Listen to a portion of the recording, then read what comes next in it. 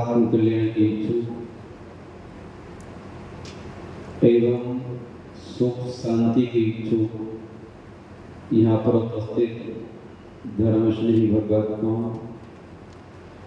पंच परमेष्टि वाचक नमोकार मंत्र जो सभी पापों का नाश करने वाला है, पुण्य का प्रकाश करने वाला है, हमारी यात्रा को मंगलमय बनाने वाला है। इसलिए हम सभी भक्तात्माओं को अपने मन वाणी काया को सुव्यवस्थित करके आत्मा के एक एक प्रदेश से, शरीर के एक वक्त से तन्मयता के साथ में नमोकार मंत्र पढ़ने हेतु अपने तीनों योगों को सुव्यवस्थित कर रहे। हाथ जोड़ सर्वप्रथम अपन महामंत्र पढ़े, चलिए हम बाद में आप सब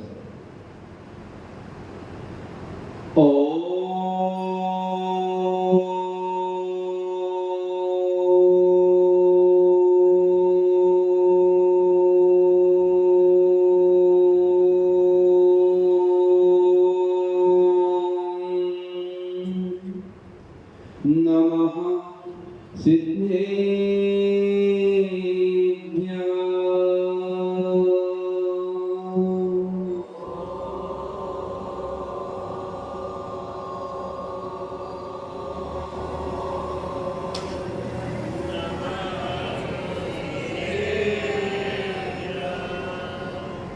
नमो नमो हरिहन्तारम् नमो नमो सिद्धिसिद्धारम्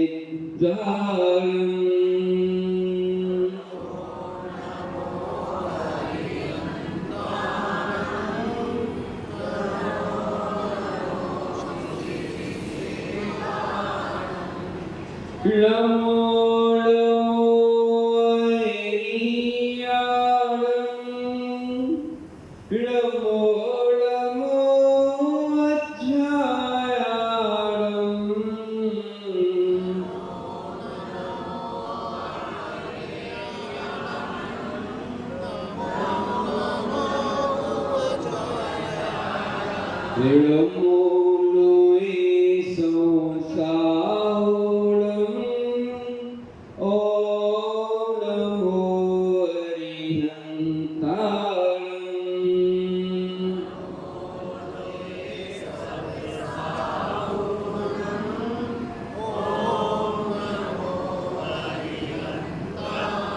ऐसो पंचनमो यारो सौम्यपापप्रणाशिनो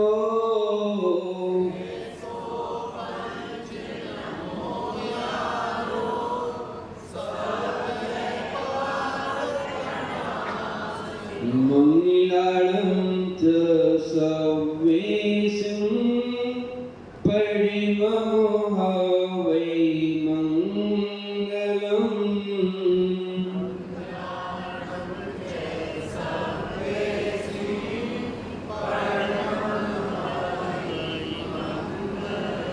ओंकारं संयुक्तं नित्यं ध्यायन्ति योगिनः कामं मोक्षदं ते ओंकाराय नमो नमः।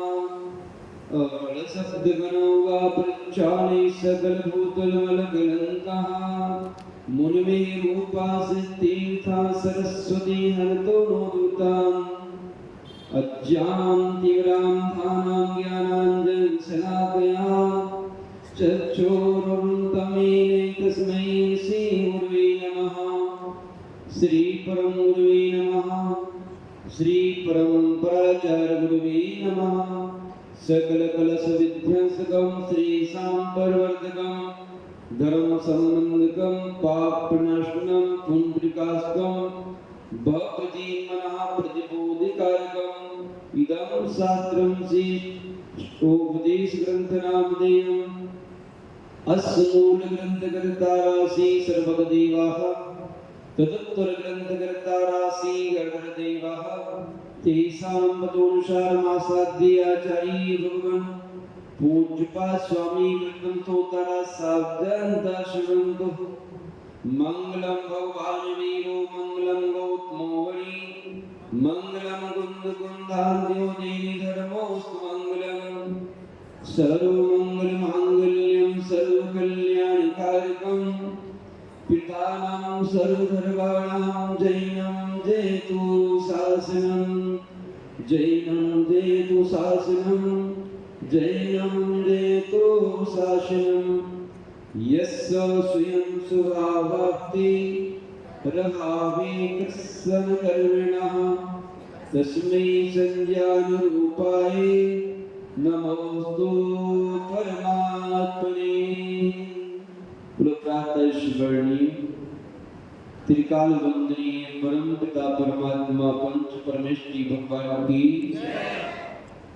आदिम तीर्थंकर आदिम बाबाई खज्जरासी आदिनाथ भगवान की अंतिम तीर्थ भगवान महावीर स्वामी की परम पूज्य आचार्य भगवान पूज्यपा स्वामी मुनिराज की परम पूज्य आचार्य भगवान शांति सागर जी मुनिराज की परम पूज्य आचार्य भगवान विद्यानंद जी मुनिराज की परम पूज्य गुरुदेव आचार्य भगवान पशुनंदी जी मुनिराज की परम पूज्य मुनि श्री सर्वानंद जी मुनिराज की तीन करोड़ करोड़ मुनि महाराजों की पंच नमस्कार महामंत्र की बोलिए परम पूज्य मुनि श्री 108 जनानंद जी महाराज की जय।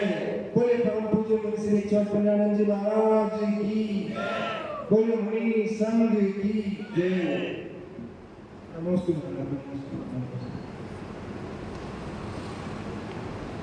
आत्म कल्याण की इच्छुक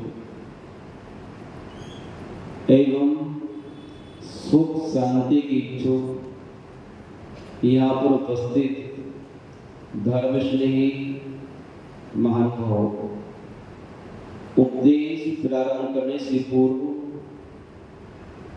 एवं उपदेश सुनने से पूर्व हम अपने जीवन रूपी इमारत की आधारशिला उन्नति का मार्ग अपने सौभाग्य की सराहना कर ले और केवल अपने आप से धन घड़ी यो धन दिवस यूं ही धन जन्म मेरो हो और भाग मेरो उदय आयो दरस प्रभु जी को लग ले। धर्मश्री अनुभव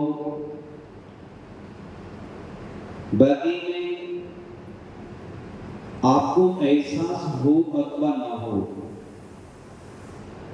लेकिन यदि अंतर आत्मा से पूछोगे आप निष्पक्ष दृष्टि से तो अपन इस पृथ्वी के सबसे अधिक पुण्यात्मा जीव हैं जो यहाँ बैठे हैं। इसकी आपने कल्पना भी नहीं की होगी।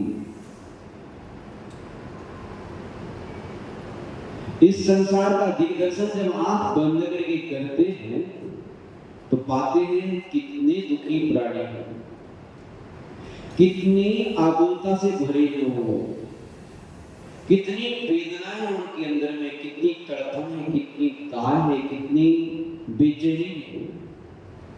उनकी बेचैनी को देख करके मन परेशानी में आ जाता है। शरीर का एक एक रोम खड़ा हो जाता है कि भगवान एक ही वेदना का संबंध कैसे हो। और ध्यान रखना, जिन वेदनाओं से संसारी प्राणी ग्रसित है, चाहे तन की वेदना हो, चाहे धन की वेदना हो, चाहे पद की वेदना हो, चाहे परिवार की वेदना हो, किसी भी प्रकार की वेदना है, उन सारी वेदनाओं से हम लोग गुजर चुके हैं। क्योंकि संसार का स्वभाव एक सरोवर में उठने वाली लहरों के समान उतार चढ़ाव आता रहता है। लेकिन आज हमारे जीवन की यात्रा का सबसे सुंदर सुखद पड़ाव है जिस पड़ाव पर हम अपने आप को जानने का, अपने आप को पहचानने का, अपने आप को पाने का प्रयास करने के लिए आचार्य भगवान पूज्यपाद स्वामी की मांगलिक ग्रंथ को, उनकी विचारों को सुनने यहाँ बैठे हैं। बड़ी श्रद्धा के साथ, बड़ी भक्ति के साथ, बड़ी उत्साह के साथ, बड़ी उमंग के साथ।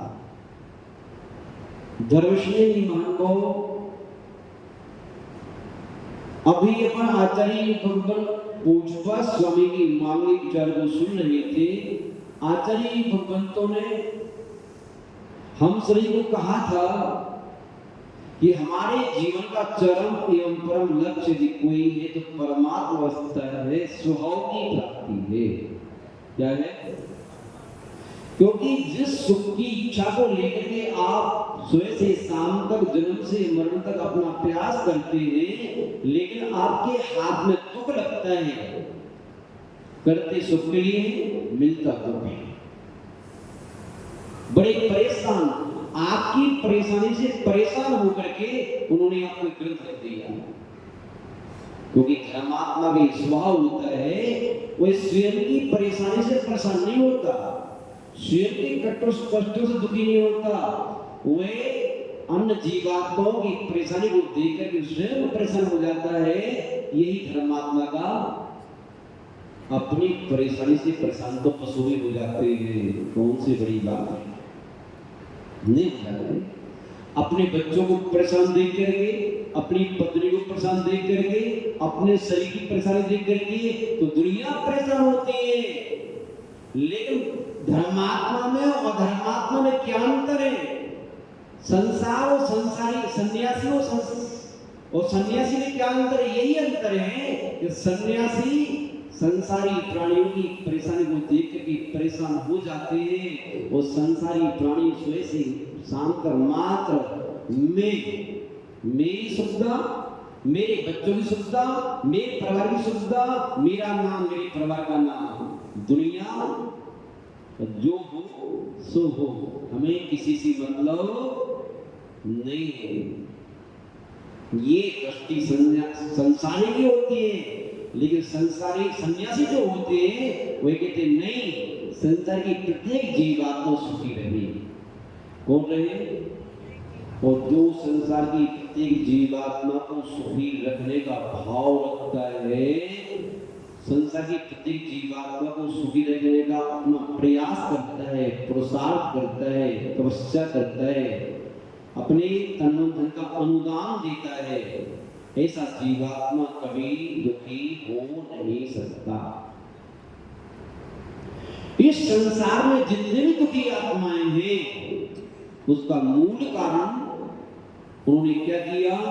उन्होंने मात्र पत्ते सींचे हैं, फूल सींचे हैं, डालियां सींची हैं, जड़ में पानी नहीं लिया। जड़ है क्या? प्राणी मात के प्रति करुणा, प्रेम, दया से भर जाओ और उनको सुखी रखने की भाव रखो, वही आपकी जड़ है। जब जड़ में पानी दिया जाता है तो आपका तन, आपका धन, आपका परिवार, आपका व्यापार अपने आप फलने फूलने लगते हैं। महान भाव आचार्य भगवान पूज्यपाद स्वामी महाराज ने आपको मंगलाचरण के माध्यम से बताया था कि स्वभाव की प्राप्ति जिनने कर ली है, ऐसे परमात्मा को नमस्कार करते हैं। हमारा लक्ष्य भी परमात्मा बनने का है, स्वभाव की प्राप्ति करने का है, सुख प्राप्त करने का है, समता प्राप्त करने का है, निर्विकारता, निर्विकल्पता प्राप्त करने का है। क्योंकि इसी के अभाव में आप तक दुखी है। इसके अभाव में हम निर्विकल्प नहीं है, विकल्पों ने घेर रखा है। हम निर्विकारी नहीं, विकारों ने घेर रखा है? हम निराकुल नहीं, आकुलता निरंतर बनेगी थी, किसी को देने की, किसी को लेने की। वो आकुलता आपको दुखी बना के रखे हुए है। आकुलता का नाम ही दुख है और निराकुलता का नाम ही सुख है। धर्मश्री महानुभाव, ये दिग्दर्शन आपको करा दिया। इसके साथ साथ में आचार्य भगवान पूज्यपाद स्वामी महाराज ने दूसरी गाथा में आपको ये भी बता दिया, वो निराकुलता, वो निर्विकारता, वो स्वभाव आपको प्राप्त कैसे होगा? तो उन्होंने कहा सुद्रव्य, सुक्षेत्र, सुकाल, सुभाव, ये चार चतुष्टय की प्राप्ति हुई बिना आप परमात्मा नहीं बन सकते। इनकी प्राप्ति होना अनिवार्य है। इसके साथ साथ ये भी बताया कि ध्यान रखो, जब तक आपको चार चतुष्टय की प्राप्ति नहीं हुई है, कौन सा चौथा काल नहीं आया है, उत्तम सेन की प्राप्ति नहीं हुई है आपकी जीवन में, और द्वितीय क्षेत्र की प्राप्ति नहीं हुई है अथवा यहाँ पर, तब तक क्या करना है, आपके छपक श्रेणी मारने में आपकी परिणामों की निर्भरता नहीं हो पाई है। जब तक आपको अपने आप को शुभ से जोड़ करके, अपने आप को अशुभ से हटा करके आप स्वर्ग में जाओ। कहाँ जाओ? स्वर्ग में जाओ। वहां जाकर के इंतजारी करो उस काल की। उपकार द्वारा से आएगा तो फिर आप अपना काम करना प्रारंभ कर देना। आपको प्रतीक्षालय का दिग्दर्शन नहीं करा दिया है, क्योंकि नरकों में या प्रतीक्षा करना अच्छी बात नहीं है।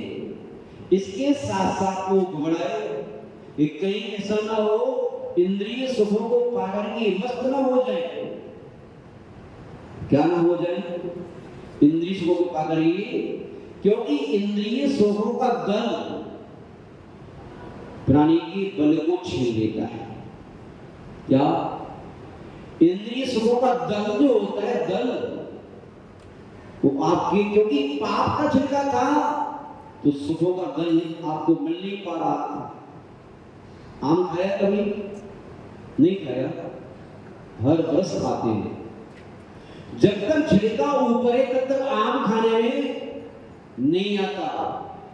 अर्थात पाप के छिलके को अलग किए बिना आपके इंद्रिय सुखों का दल प्राप्त होने वाला नहीं है। इंद्रिय सुख पापी जीवों को प्राप्त नहीं होते।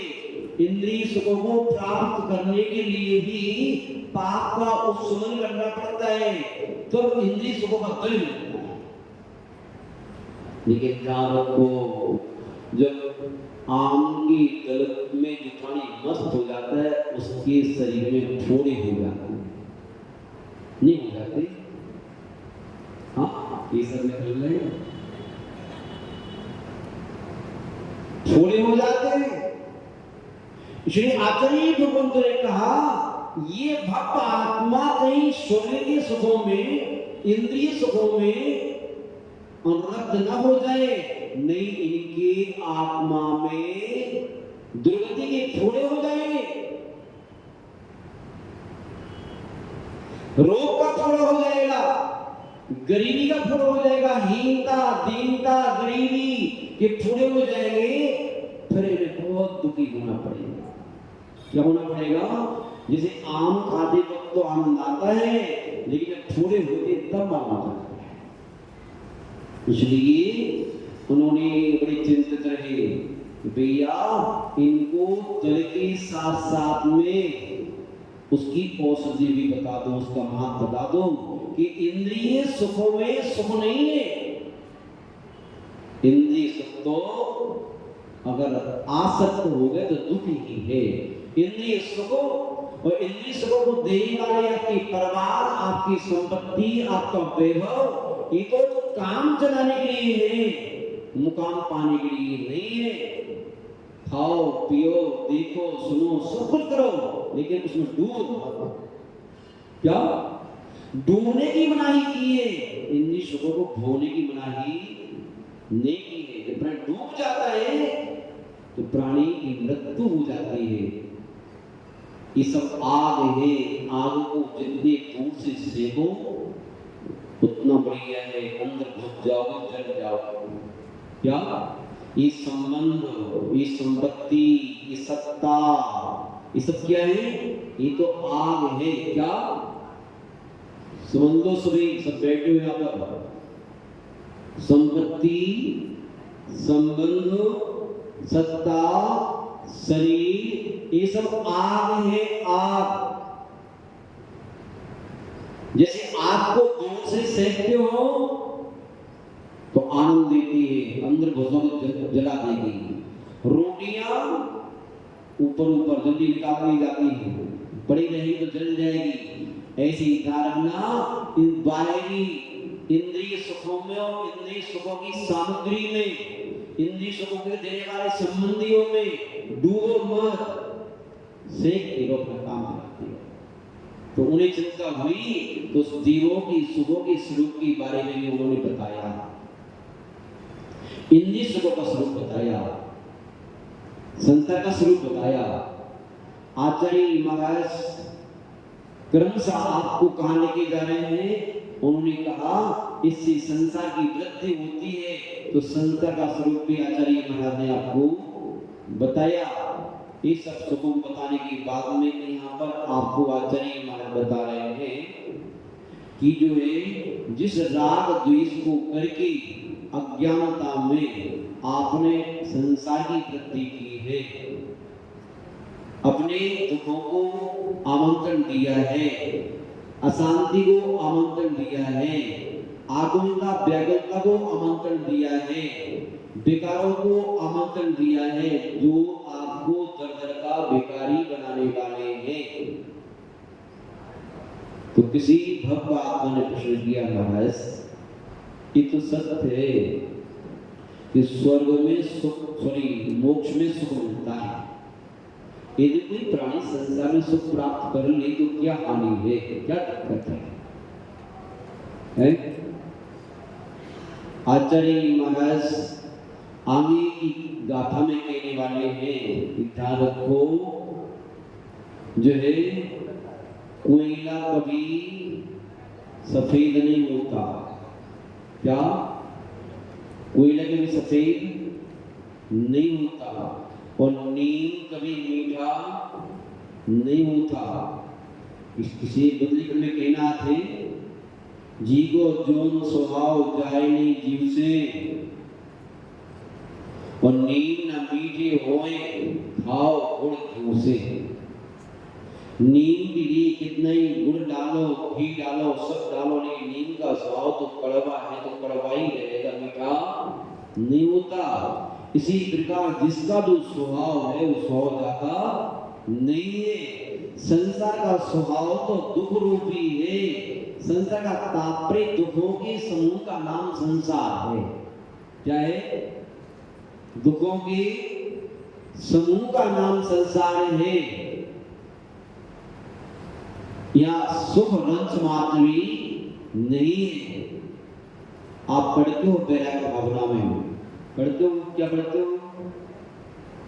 संसार में यदि सुख होता तो तीर्थंकर क्यों त्यागे, काहे को सिर साधन करते संयम सोता। इस संसार में सुख नहीं है। किस संसार? संसार कहाँ है? इस बात को बार बार ध्यान में रखना, क्योंकि यदि संसार की परिभाषा हम भूल जाते हैं। संसार कैसे कहते हैं? किसी स्थान का नाम संसार नहीं है।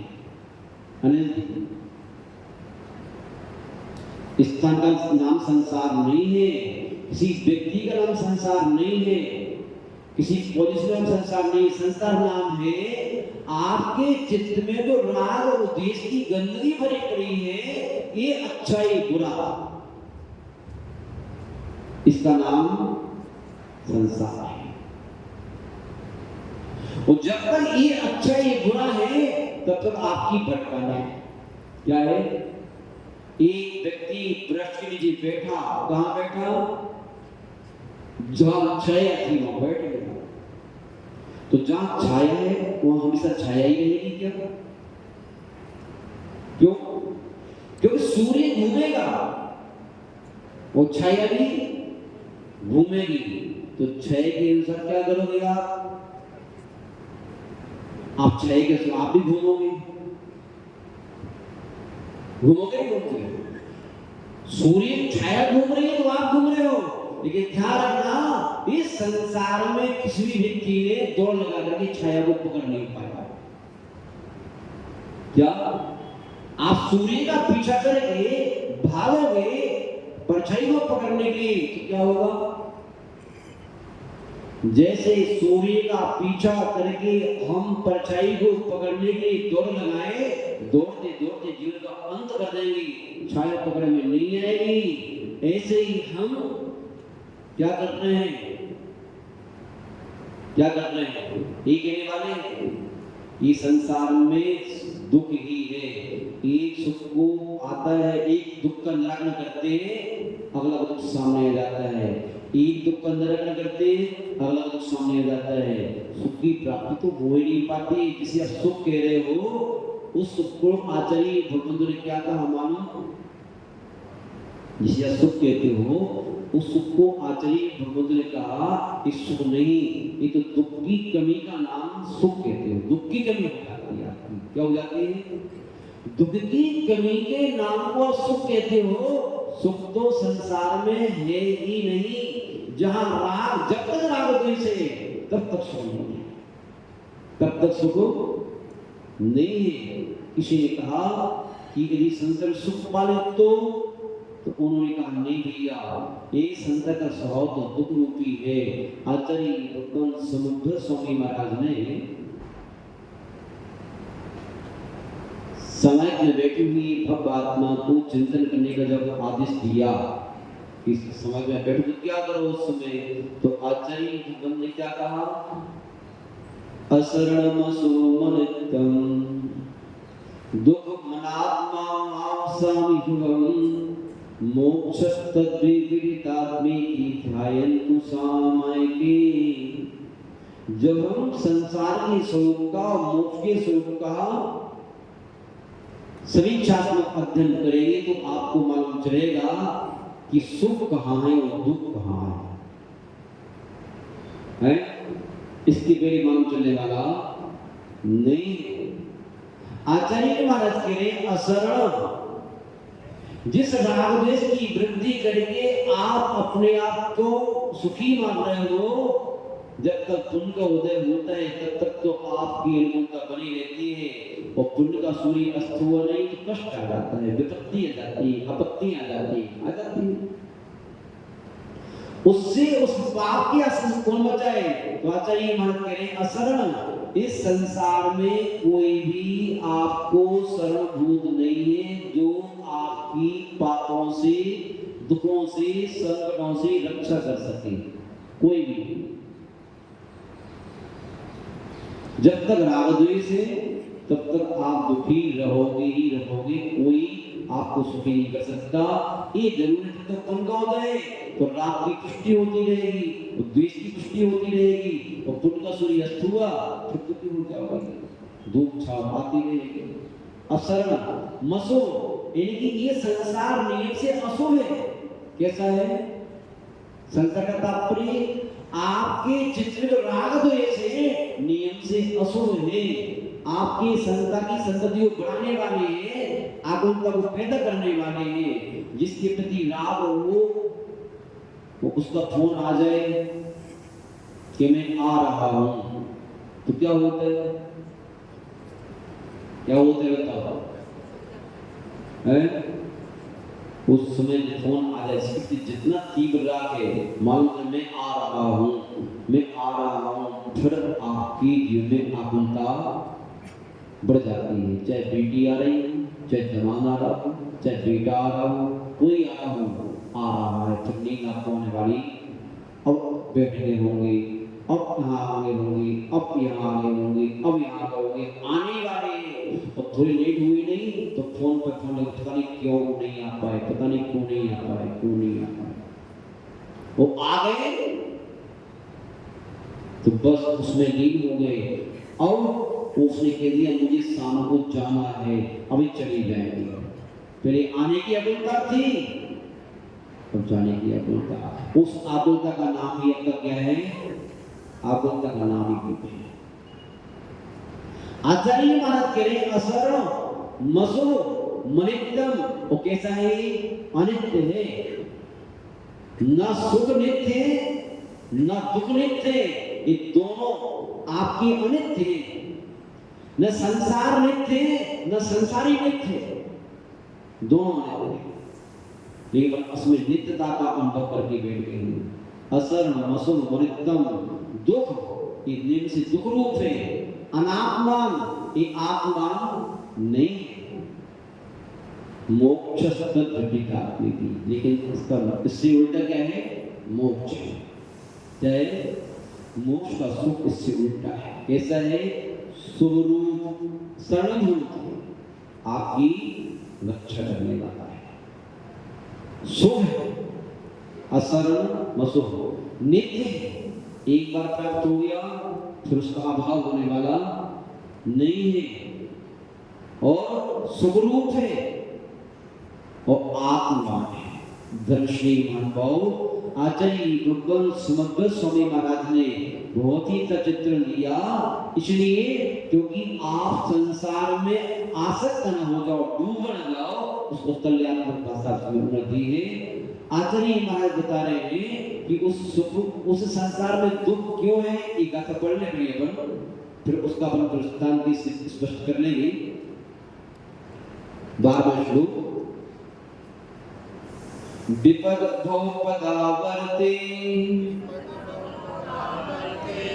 पद की बाति बाहिनी यावत्ता भवत्यन्या प्रचुरा विविधा पुरा। पढ़ी।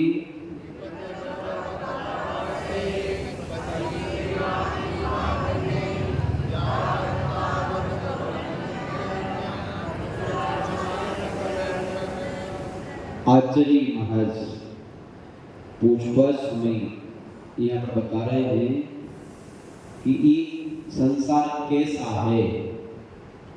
तो किसी ने प्रश्न किया संसार में सुख प्राप्त कर ले तो क्या हानि है, तो वो कह रहे नहीं प्राप्त कर पाओगे संसार में सुख। बोले क्यों नहीं कर पाएंगे, क्यों नहीं कर पाएंगे बताओ। तो आचार्य महाराज कह रहे नहीं भैया, संसार का स्वभाव नहीं है। संसार का स्वभाव तो क्या है कि एक आपत्ति की हम समाधान नहीं करते, दूसरी आपत्ति सामने आ जाती है। विपद भवपदावर्ते, अर्थात संसार रूपी रागदोषी पैर से चढ़ने वाली जो कटी यंत्र है, आपने इसको अर्थ में न जाए।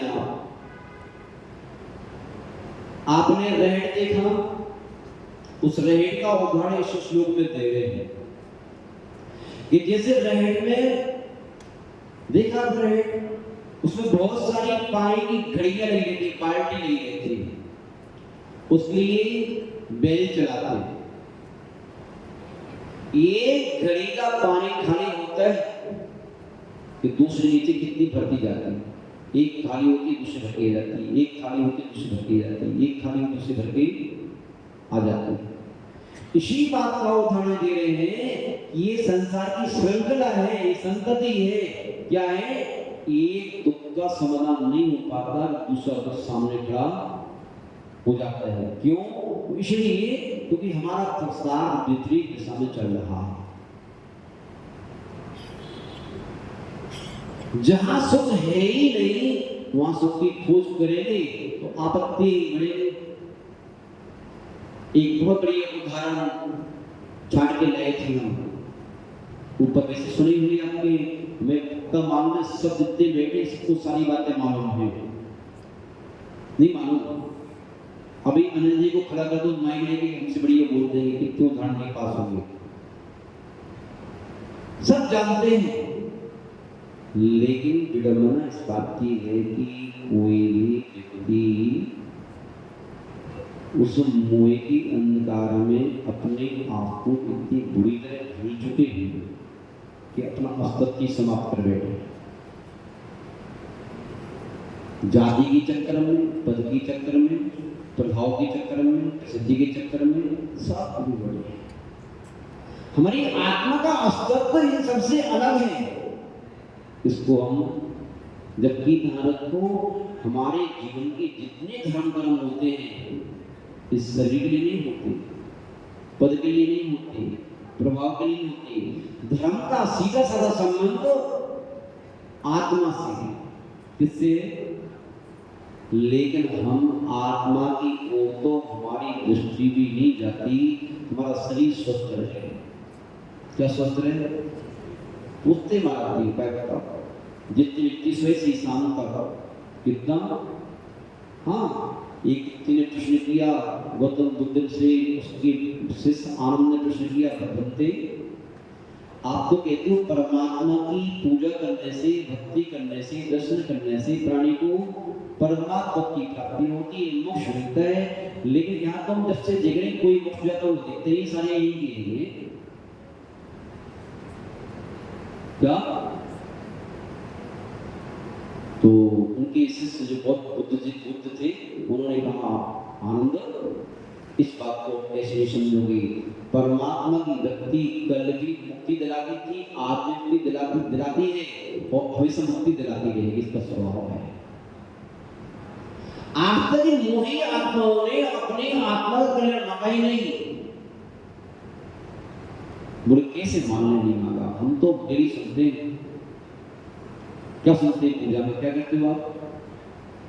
मुझे कुछ नहीं चाहिए, बस दुख को खाओ, कम न खाओ, बोरी लाओ, सोई एकदम समाई जो करते हो बन मैं तो समाधि की प्राप्ति हो, कैसे आपके घरों की संपत्ति प्राप्त हो, है हमारी मोक्ष पद की प्राप्ति हो, इस संसार छूट जाए। कब? जब पेट में दर्द होता हो, सिर में दर्द होता हो, दुख का पहाड़ टूट जाए तब, जब पुण्य का उदय आ रहा हो तब नहीं। अच्छा पद हो, अच्छी प्रतिष्ठा हो, शरीर स्वस्थ हो, बेटी अच्छी पद पर लगे हो और प्रभाव में फैला हो तब नहीं। आचार्य महाराज कह रहे हैं, उन्होंने कहा बंदे कोई व्यक्ति मुक्ति मांगता ही नहीं। बोले कैसे माने हम? अपनी मानोगे ऐसा करो, ये पकड़ो प्रतिष्ठा, सारी मीरा मार्ग में जाओ, जितने मंदिर आने वाली पुजारी की कुंडली ला रहे हैं, पूजा कर रहे हैं, अभिषेक कर रहे हैं, स्वाध्याय कर रहे हैं, उपवास कर रहे हैं, यात्रा कर रहे हैं, अपने आप को धर्मात्मा कह रहे हैं, इन सारी व्यक्तियों को मीरा मार्ग सारी विजयपुर में घूमो, सबके नाम लिखा के लाओ और उनसे कहो हमारे गुरुजी आपकी प्रत्येक इच्छा को पूर्ण करने के लिए सक्षम है, जो इच्छा होगी इस पर पूर्ण होगी आपकी। लिख दो आप उसमें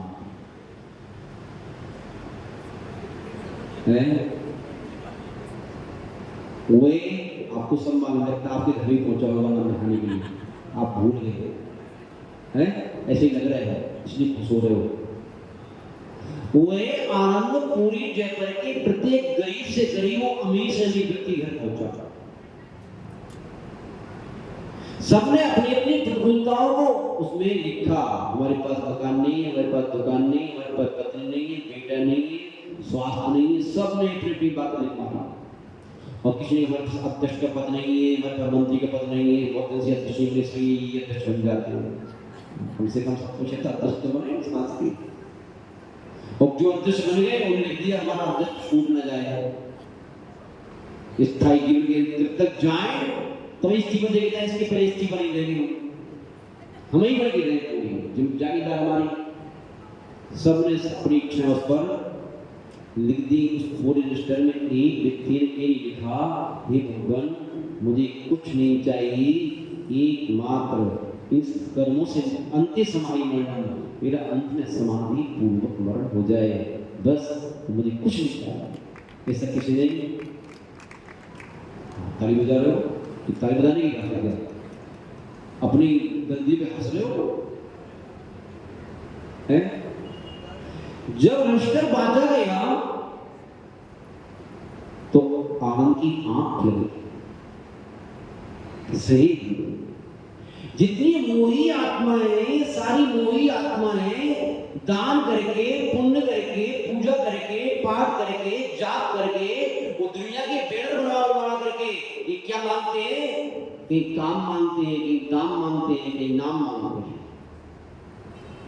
कि शरीर मांगते हैं, कि स्वास्थ्य मांगते हैं, कि बीवी मांगते हैं, कि बच्चे मांगते हैं, कि पैसा मांगते हैं, कि पद मांगते हैं, कि पुष्ट मांगते हैं।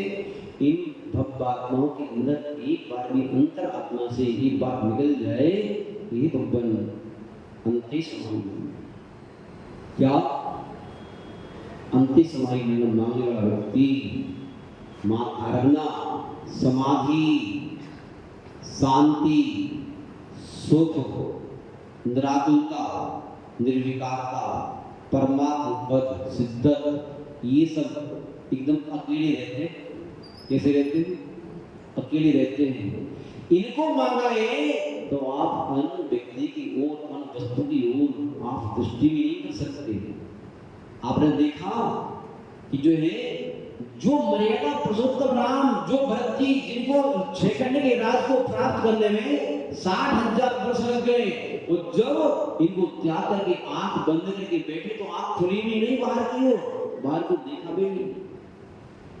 जो मर्यादा पुरुषोत्तम राम सती सीता के वियोग में कई बार बेहोश हुए, और जब बैराग आया और सती सीता प्रतिन्द्र के पद पर आसीन थी, उसे लगा इनकी मुक्ति हुई जा रही है, तो मोह में अंधा होकर के वो प्रतिन्द्र आया श्री राम के चरणों में सीता का रूप बना करके, तो कहा अब क्या चक्कर में पड़ रहे हो फालतू के चक्कर में, मैं आ गई हूं, लौट करके चलो अयोध्या। लेकिन उस समय जब प्राणी को असली सुख को पाने की इच्छा होती है तो उसमें प्राणी की आंख भी नहीं खुलती, नहीं खुलती, तो आपकी आंख ये नहीं खुलती, हमारी आंख वहां नहीं खुलती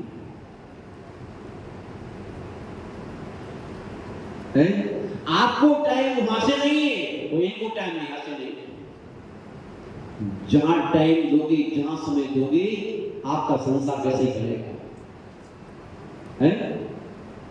आपको यहां बुलाना पड़ता है और हमें आपको वहां, हम आपके बिना बुलाए नहीं जाएंगे, चौकी में बिना बुलाए के जा नहीं सकते आपके पास, चाहे तुम दुनिया की संपत्ति लाके रख दो। आप साधु सन्यासी गृहस्थ के घर पर प्रदान किए के अलावा कभी किसी घर जाता ही नहीं। एक ही समय जाने का आगम में दिया हुआ है, कब जाता है? एक माह प्रदान करने पर, हर चीज के अलावा कोई साधु किसी गृहस्थ घर पर जाता नहीं है। एक छूट होती है, जब किसी की समाधि हो रही हो तब जाने की छूट है, अन्यथा घर में, आपकी फैक्ट्री में, आपके मकान में जाकर के पत्र डालना ये आगम की परंपरा नहीं, जाता ही नहीं हो। चाहे अरबपति हो चाहे खरबपति, ऐसी धारणा आप भी कहते महाराज जी आप नहीं आते बिगड़ रहे तो तुम्हारे बिगड़ रहे क्यों जाए, आप भी बुलाओगे तो तुम्हारे लिए नहीं आएंगे। जाओ अनिल जी हैं, बुलाओगे तो आएंगे, नहीं आएंगे। ध्यान रखिएगा। आचार्य महाराज ये बात बता रहे हैं यहाँ पर कि हम लोग उस पर दृष्टि रखें, आपसे ये नहीं करे घर छोड़ घबराना मत। हम आपसे घर छोड़ने की नहीं कह रहे हैं, बीवी बच्चे छोड़ने की नहीं कह रहे हैं, संसार छोड़ने की नहीं कह रहे हैं। आचार्य महाराज मात आपसे इतना कह रहे हैं कि भले ही आप घर में हो, दृष्टि तो आप वहां रखो। कहां रखो? जहां दृष्टि होगी, जहां दृष्टि होती प्राणी वहां पहुंच जाते हैं। और आज तक प्राप्त क्यों नहीं हुआ? उसलिए नहीं हुआ कि खाने की दवाई लगाते हो, लगाने की खाते हैं, इसलिए स्वस्थ। जहां सुख है नहीं वहां सुख खोजते हैं, और जहां सुख है वहां सुख, वहां पर दृष्टि नहीं, वहां जाती नहीं। आपने कल कहानी तो पढ़ी है? वो नहीं पढ़ी, बहुत बार पढ़ी है। एक व्यक्ति बीमार पड़ गया, तो चोट आ गई, रिश्ते में आ रहा, गिर गया बेचारा, चोट लग गई, ध्यान नहीं दिया, चोट पक गई, अब पीड़ा दे रही है वो चोट, चले गई। डॉक्टर के यहाँ कब जाता है? कब जाता है बताओ? जोर से। तो जोर से पीड़ा होती है, जो उसका सोना, खाना, पीना, व्यापार जाना सब बंद होने को होता है। जब उसका दुकान चलना बंद, शरीर चलना बंद हो जाता है, चलाने के लिए आता है यहाँ पर, दुकान चले तो सही, जाए किसी पैर चल जाए तो आता है। ऐसे ही आप भी हैं। महान बाप गए डॉक्टर के यहाँ हुए, डॉक्टर भी समझदार था, होशियार डॉक्टर था, उसने भी अच्छी तरह से उसकी घाव को देख करके पर्चे पर औषधि लिखी, औषधि दी, ऐसा करो, इस दवा खाना, इस जहां आपको लगी है उसको स्टेबल से साफ करना, एक औषधि खाना की लगाना। ऐसी था नहीं, आज लगता है आप लोग तो नहीं थे उस समय। तो जो हुए क्या हुआ, वो व्यक्ति भी बड़ी श्रद्धा के साथ में जी था देहाती। कौन सा था? देहाती था। बार बार पूछे कैसे औषधि खाना है, कैसे औषधि खाना है, हैं? कई देहाती फंस जाते नहीं, गर्म पानी से खाना है, ठंडे से खाना है। बहुत बातों को पूछने के उपरांत जब कहा कैसे खाना है, ये खा सकता हूँ मैं, ये खा सकता हूँ मैं, ये खा सकता हूँ। डॉक्टर परेशान पड़े, भैया हमें थोड़े से कुछ खा सकते हो आप, जो है इस तरह के जाओ और लगा लेना, ये लगा लेना, ये खा लेना, हमें खाओ वहाँ। और जो है चला गया व्यक्ति। जब घर गया तो उसने क्या सुन के आया था ना, डॉक्टर ने क्या कहा था? डॉक्टर ने कहा था जहां लगी है वहां पर ये साफ करना, कैसे? डोल से, और बढ़िया तरीके से उस पर औषधि लगा देना, ये औषधि खा लेना। उसने क्या किया? क्या किया उसने? हैं? जहां लगी थी, अर्थात जिस पत्थर से लगी थी, उस पत्थर को साफ किया और उस पत्थर पर औषधि लगा के आ गया। और कौन औषधि लगाई? जो खाने की थी वो लगा के आ गया, और लगाने की थी खा पी के आ गया। अब क्या होगा इससे? क्या होगा इससे? बीमार। एक आपत्ति को दूर करने का भाव रखा, उसकी आपत्ति और बढ़ गई। ऐसे ही होने पर लोगों का, जब प्रारंभ प्राणी कुआरा होता है तो सोचते हैं महाराज जी घर वाली आ जाएगी तो सामने से हम बना के दे दिया करेगी, प्रिय आराम से मैं ऑफिस करके लाया करूंगा, प्रिय करीब नहीं खा पी के आराम से हो जाएगा। और चक्कर में क्या होगा, तीसरा आ जाएगा, फिर चौथा आ जाएगा, फिर पांचवा आ जाएगा, फिर खर्चा बढ़ेगी, मकान बनाना पड़ेगा, दुकान बनाना पड़ेगी, दुनिया काम करना पड़ेगा। और जैसे जैसे फंस जाते हैं, फिर कहते भाई ऐसा करो अब तो निकलो, फिर महाराज जी बस जारी है, बच्चे की शादी हो जाए, बहू आ जाए, सुबह आराम से फिर बहू आ जाएगी, फिर निकलना वाला मैं आनंदी है, बहू आ जाएगी फिर निकल जाऊंगा। तो बहू आगे साथ फिर बहू में आकर रन जाए मान, फिर पोता आ गया तो पोते को लिए नहीं होता, एक की व्यवस्था का दूसरा तैयार हो जाता है। जिस प्रकार वह रोगी का रोग बढ़ता गया, ऐसे अपने रोग क्या हो रहे हैं? अपने रोग, अपने विकार, अपनी आकुलताएं, अपने दुख, अपने संकट क्या हो रहे हैं? बढ़ते जा रहे हैं। क्या होते जा रहे हैं? बढ़ते जा रहे हैं। आचार्य महाराज हम सभी के यही उपदेश संदेश दे रहे भैया, ये विषय अध्यात्म का है, एक उदाहरण है अपन लोगों के लिए। ये विषय अंतर में झांकने का है, अपन भी अपने अंतर में झांक लिया करें। अपन लोगों को जो है संसार में रहते हुए, परिवार में रहते हुए कर रहे अपन लोग, इनके प्रति रागान्वित ना हो। ये ना आपके हैं और ना आप इनके हो, मात काम चलाने के लिए उपयोग करें। महान भाव, ये राग द्वेष कभी भी कहीं भी किसी पोजिशन में आपके लिए सुख शांति के कारण नहीं है, ऐसा यहाँ पर कहा।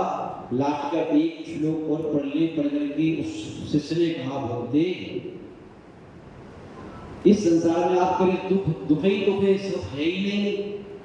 तो देखे तो जाते हैं, जो बड़े आदमी होते हैं, पूंजीपति होते हैं, जिसका घर के मकान है, दुकान है, गाड़ी है, घोड़े, वो तो सुखी दिखे जाते हैं। तो उसके बारे में आचार्य महाराज कह रहे हैं, बहुत अच्छी बात कह रहे हैं। आधार भाव हो रहा है कि आप दो श्लोक करना पड़ेंगे आगे, क्योंकि हमारा भाव है कि 30 तारीख तक आपका हम ये विषय पूरा कर दें। और 30 तारीख को पूरा करने के बाद में अपने 16 कार्ड लगने वाले हैं। कौन? 16 कारण। तो हमारा भाव 16 कारण तीर्थंकर प्रगति के बंध का कारण है। आपकी बाणी हमारा भी कुछ भला हो जाएगा। महान भाव, हमारा भाव 16 दिन में एक एक भावना के ऊपर अपन लोग चर्चा करेंगे। अपन लोग हो सकता है कुछ न कुछ परिणाम निकलता है। जो भावनाएं तीर्थंकर प्रकृति के बंध में कारण हो, वही भावनाएं कितनी निर्मल होंगी, कितनी आत्मा को पवित्र करने वाली होंगी, उनकी चर्चा करके अपने जीवन में कितने कर्म का क्षय होगा, वो कितने पुण्य की प्राप्ति होगी, और पूर्ववत आपकी पाप प्रकृतियां कितनी विगलित हो जाएंगी, वो कितनी अधिक मात्रा में पूर्ववत पाप पुण्य कर्म आपकी उसकी वृद्धि होगी। ये 4 लाख सुनते जाना महावीर नगर वालों धारणा सभी की बता रहे हैं। धर्म से जुड़ने में और धर्मात्मा से जुड़ने में 4 लाख धारणा, बाकी के लाभ तो जैसे कौन सा 4 लाभ है? पाप का संबंध, पाप को जिसमें जब जिस संसार में बैठे हो पाप आपका रोका हुआ है, इसमें आपका मन पापी नहीं है, इसलिए तन पापी नहीं है, पानी पापी नहीं, सिर्फ पाप आपके पास आ नहीं सकता। इसमें पाप का संबंध, आपका पाप मन, आपका तन, आपकी वाणी पुण्य से अनुसूचित है, धर्म ध्यानमय है, इसलिए पुण्य का द्वार खुला हुआ है। समझ में आ रहे हैं? तीसरा लाभ, आपकी जो पूरे बांधे हुए पाप कर्म है, आपकी पुण्य क्रिया को देख करके परिणाम की विलंबता से डर करके वे पाप कमजोर हो रहे हैं, डर रहे हैं, और आपका पुण्य प्रकृति जो बनी हुई है वो पुण्य प्रकृतियों की स्थिति हम बढ़ रहे हैं। जब उदय में आएगी तब महसूस होगा, आज महसूस आपको नहीं होगा, और इसमें आप निराकुल भाव से बैठे, ये आपका लाभ है। धर्मश्री महानुभाव इस गाथा को पढ़ लें, मात छोट में आकर करके बात समाप्त करते हैं। दुरज्जीण सुरक्षेण नस्कुरेण धनादिना स्वस्थं मन्यो जनः कोपि ज्वरवान्यु सर्पसः पढ़िए।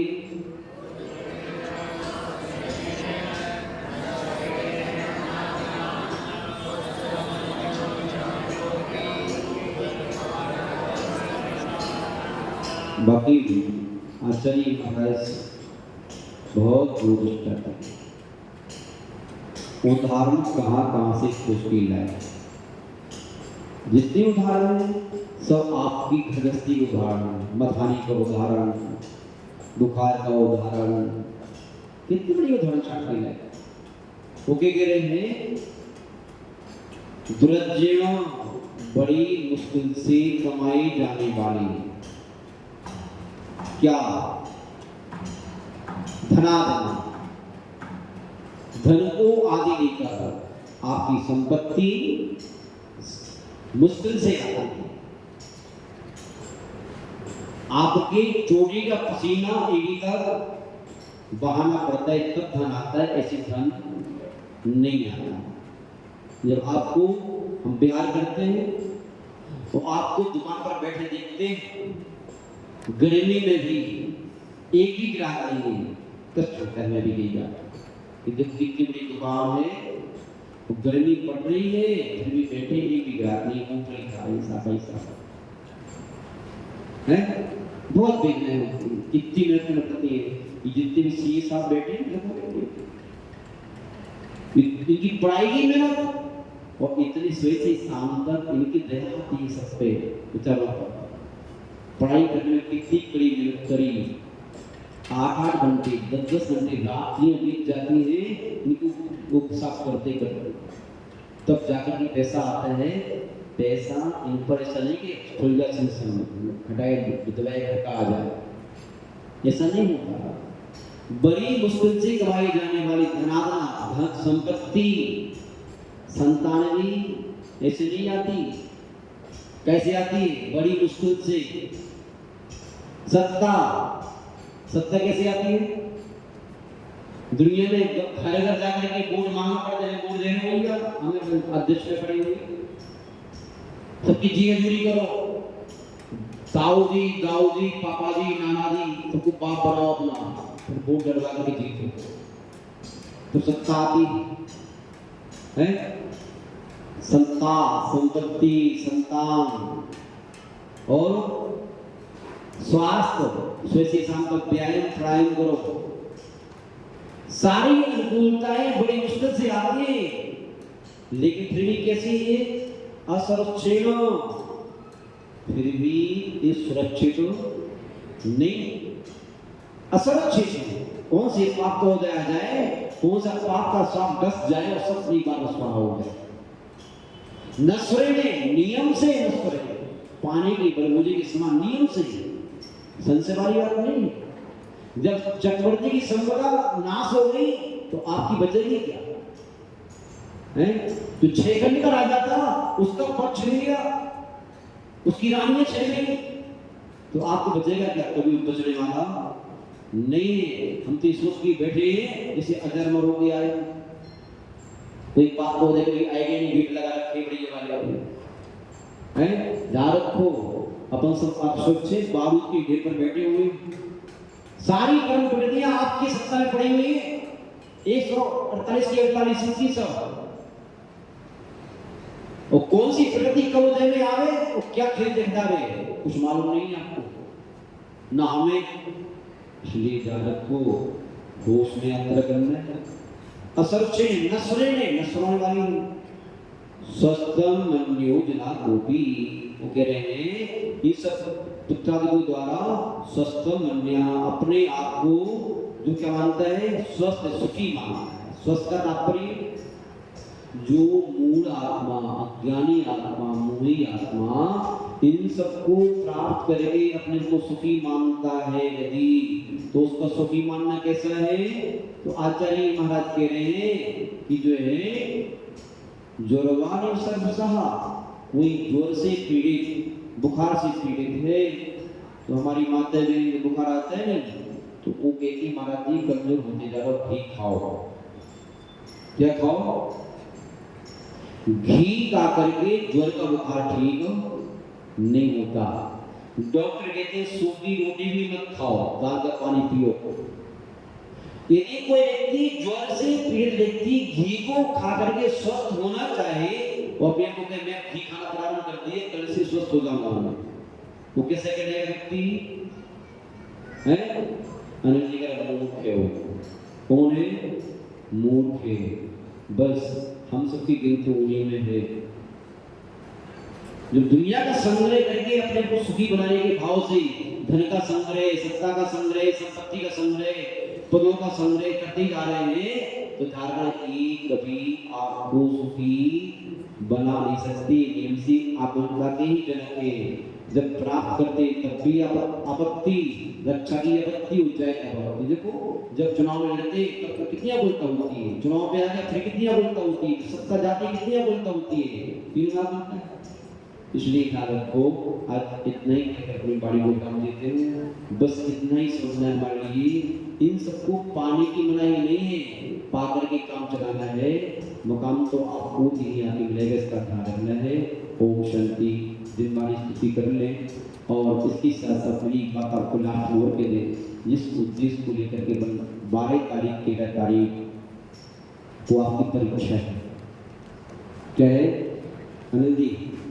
आपकी महावीर सभी का नाम नहीं जानते, आप ब्रह्मांड कोई भाई, सब बहुत सारे व्यक्ति आए, सब श्रेष्ठ, सब सम्माननीय और सब जो है समाज की प्रबुद्ध वर्ग है। लेकिन दरअसल में अनिल जी को कैसे जानते, इसलिए उनका नाम मुझे जरूर आता है। हमारा मान भाव 12 तारीख को 13 तारीख को यहाँ पर नीलम मार्ग में आप सबके साथ अनंतम सिद्धों की आराधना करने का भाव बना है। ये अपन सब उन सिद्धों की आराधना करके सिद्धों की श्रेणी में आने की योग्यता हासिल करें और अपने जीवन का मार्ग प्रशस्त करें। मात्र 2 दिन की आराधना है। जिस सिद्ध चक्र मंडल विधान को अपन 8 दिन में करते हैं, उसी विधान को अपने लिए 2 दिन में करने का भाव है। कैसे करेंगे? बड़ी व्यवस्था से, कोई आपत्ति नहीं रहेगी। सारी व्यवस्थाएं यहाँ पर रखी गई हैं, पुजारियों की भोजन व्यवस्था भी यहीं पर, सारी व्यवस्था यहीं पर है। तो महावीर से भी 10-20 जोड़े आके बैठना चाहिए उस पूजा में। सारी यात्राएं जाती यहाँ जाने की प्लानिंग यदि हो तो कैंसिल कर देना। हम तो आपको पर्सनल ये नहीं, हम स्वयं आपको आमंत्रित कर रहे हैं। अनिल जी, जितने व्यक्ति टोपी लगाए खड़े हैं आपकी सपत्नी आपको जोड़े के साथ में सिद्धों की आराधना करने आना ही है। सारे कार्यक्रम कैंसिल सिद्धों की आराधना के लिए, और आज से ही अपनी टिकट बुक करा लेना है। क्या करना है? अभी परिचय दी थी, हमारी पत्नी है, हमारी अध्यक्ष हैं, हम फिर आपको इंद्र के रूप में देखेंगे कि आप भगवान की आराधना करने आए हो। सभी जितने व्यक्ति जिन जिन लोगों ने अपनी टिकट बुक नहीं कराई है उनको जल्दी से जल्दी अपनी टिकट बुक करा लेना चाहिए, क्योंकि यहाँ से साधु परमेष्ठी, कौन सी परमेष्ठी? जिनका सिद्धों की श्रेणी में नाम आता है। हम भी चाहते आपका सिद्धों की श्रेणी में नाम आए हैं। इस उद्देश्य को लेकर के आज ही टिकट बुक करा लेना। मात्र 12 तारीख को शनिवार है, 13 तारीख की रविवार है, और वही आराधना डूब के करना है, उब के नहीं करना है। और हम आप ही नहीं करोगे, हमारा भाव भी ऐसा है, हम तीनों साधु उस पूरी आराधना को करेंगे। एक जितने अर्थ हैं सारे अर्थ जाने का भाव हमारा भी है, क्योंकि हम लगते हैं पूरे विधान में जीवन में पहली बार करेंगे। कभी हम विधान में इतना रुचि लेते नहीं है, लेकिन हमारे पुण्यजी महाराज जी डेली विधान अष्टंगा में करते हैं, प्रतिदिन विधान करते हैं। तो उनकी देखा देखी हमने भी किया। हमने जब अर्घावली पढ़ी तो बाकी में अर्घावली पढ़ करके आत्मा गदगद हो जाते हैं। क्या अर्घावली है? जो भगवान की गुणों का वर्णन किया गया है, आपको बीच बीच में व्याख्यान करते रहेंगे हम भी बैठ करके, तो आपको अत्यंत अनुभूति होगी। अभी तो आपने क्या किया, संगीतकार ने अर्घ बोले, पंडित जी ने संगीतकार ने पद बोला, संगीतकार ने अर्घ बोला, पंडित जी ने अर्घ बोला, आपने क्या कर दिया, स्वाहा बोलने का भी टाइम आपको शक्ति नहीं बच रहती, वहां पर टाइम हो जाता है। इसलिए महानुभाव असली विधान करने के उद्देश्य से यहाँ पर आए, जिनवानी स्तुति करने के लिए। और कुछ कहना? एक सूचना है, दिनांक 19 और 20 अगस्त को श्री आदिनाथ दिगंबर जैन समिति अपने समाज के जो युवा हैं और जो स्टार्टअप बिजनेस उन्होंने चालू किया है, जो करते हैं, उसकी जानकारी देने के लिए एक छोटा सा ट्रेड फेयर यहाँ पे लगाने जा रहे हैं कि समाज में सब लोगों को पता चले कि नए नए बच्चे क्या क्या काम कर रहे हैं। तो उनको जगह उपलब्ध कराई जा रही है, अपना व्यवसाय की जानकारी देंगे, अपने व्यवसाय का जो प्रोडक्ट है उसको डिस्प्ले करें, बेचें। और यदि जैसे कोई एजेंसी का कार्य है, कोई एजुकेशन की जानकारी देना चाहता है, कोई अपने इंस्टीट्यूट चला रहा है, उन सब की जानकारी अपने को पता चले, अपने समाज में कौन से बच्चे, कौन से लोग क्या क्या काम कर रहे हैं, उसकी पुख्ता जानकारी मिले तो अपन उनको प्रमोट करें। अपन ज़्यादा से ज़्यादा उनको आगे बढ़ाने के लिए उनका योगदान कैसे कर सकते हैं, उसको अपन को बढ़ाने के लिए एक ट्रेड है 19 और 20 अगस्त को यहाँ लगाने जा रहे हैं, जिसकी 2 दिन की राशि मात्र 1100 रुपये रखी गई है। और उसमें भी सुबह और शाम के एक स्टॉल पर 2 जनों की भोजन व्यवस्था यहीं पर रहेगी। तो ज़्यादा से ज़्यादा अपने समाज के जो बच्चे हैं, जो ये काम कर रहे हैं, जो भी कोई काम कर रहे हैं, वो समिति में जम्मू जी, सुरगानी, मनोज जी, राजेश काला, इन लोगों से संपर्क कर रहे हैं। अशोक सेठी, आप चारों से संपर्क करके जल्दी से जल्दी अपने स्टॉल बुक कराएं, ताकि हम आगे पूरे समाज में, जयपुर जैन समाज में इसको प्रसारित और प्रचारित कर सकें। और दूसरा, 15 अगस्त को सुबह प्रवचन के बाद में ध्वजारोहण का कार्यक्रम है, और ध्वजारोहण श्रीमान विजय जी माया जी जानने के द्वारा होगा। उनके लिए बहुत बहुत अनुमोदन। 12 और 13 अगस्त के लिए जो भी नाम लिखाना चाहते हैं, बाहर से नाम लिखाना चाहते हैं, वो भी अपना नाम काउंटर पर लिखवा देंगे। बहुत से नाम आ गए हैं और अच्छा आयोजन होने जा रहा है। और 15 अगस्त को दोपहर में धर्म जागृति संस्थान और समिति के द्वारा पूरी जयपुर की पाठशालाओं के बच्चों को यहाँ आमंत्रित कर एक बहुत अच्छा आयोजन किया जा रहा है। तो आप सबकी उपस्थिति उसमें भी साथ प्राप्त हुई है। धन्यवाद। धर्मश्री मानव श्रीमान जम्बू शोभानी जी, इंदु शोभानी जी, सक्षम गिरजा आयुष संगमा, आज इनका जन्मदिन भी है और इनकी शनि साहब का भी जन्मदिन है। और आज की इस पावन अवसर पर इन लोगों ने चित्र का आनंद दी और साधुओं की पात्र आदि की। इसके साथ साथ में हमारे यहाँ महावीर नगर की बराबर व्यक्ति यहाँ पधारी है। इन सभी महान भावों के लिए हमारा अंतरात्मा से बहुत बहुत आशीर्वाद और सोगानी जी की बहुत बहुत आशीर्वाद। इनका तन मन धन सदैव धर्म ध्यान से जुड़ के रहे, धर्म धर्मात्मा से जुड़ के रहे, जीवन की अंतिम क्षण तक इनकी एक प्रगति बनी रहे, ऐसी इनकी प्रति हमारी मनोभावना है। ओम शांति। जिनवाणी के ज्ञान से सुजय लोका लोक सुवाड़ी मस्तक हो सवाड़ी दूर हे जिनवाणी भारती तो जब जो तेरी सन्ना है सुख पाव सुख से हे भगवान गुरु शिवा ग्रंथ दया धर्म पालो सदा ही मोक्ष सब मंत्रों का सारे महामंत्रों का याते ही सुनो जतन मौका नमकार ऐसे करना उधर चलना कर करके सारी अरब एक साथ में पूरी करो ठीक है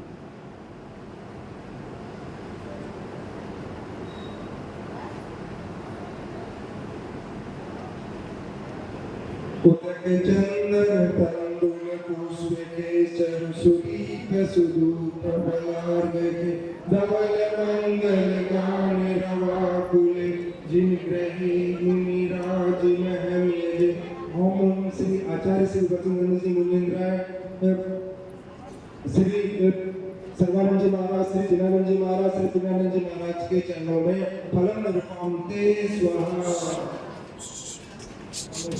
नमोस्तुते